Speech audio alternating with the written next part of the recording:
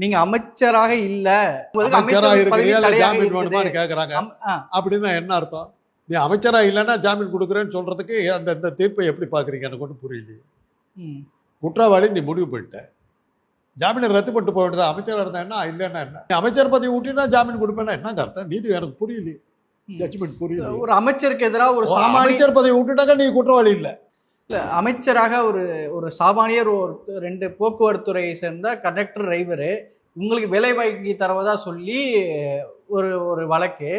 ஒரு சாமானியர் ஒருத்தவர் அமைச்சருக்கு எதிராக ஒரு சாட்சி சொல்ல வந்துட முடியுமா? ஏற்கனவே வந்தவங்க ஒரு அமைச்சரானதுக்கு அப்புறம் அந்த டைரக்டரே அந்த ஆஜராக காணுமே.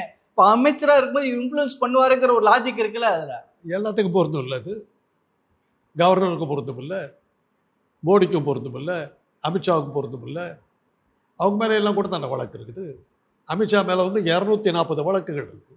240 250 வழக்குகள் இருக்குது. என்ன பண்ணிட்டீங்க?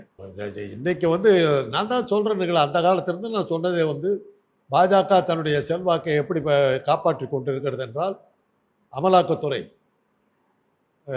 தேர்தல் ஆணையம், சில நீதிபதிகள், இவங்களை வச்சு தான் அவங்க வாழ்க்கை நடத்திக்கிட்டு இருக்கிறாங்க. செந்தில் பாலாஜி பொன்முடியோடு இது நிற்க போகிறது இல்லைங்க. KN நேரு, ஜெயகர் பாபு, ஈரோடு முத்துசாமி, ஏவா வேலு, இந்த மாதிரி பவர்ஃபுல் துரைமுருகன், இவங்க மேலாம் வரும். பவர்ஃபுல் ஆட்கள், தேர்தலில் விற்பனர்கள், அவங்கள அடிச்சுக்க முடியாது.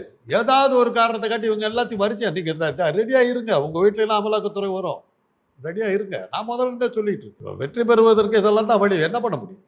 அமலாக்கத்துறை கையில் வச்சுக்கிட்டு தான் எவ்வளவு நடக்குது. அமலாக்கத்துறையை வச்சுக்கிட்டு பழனிசாமி என்ன பண்ணாங்க பார்த்தீங்கல்ல.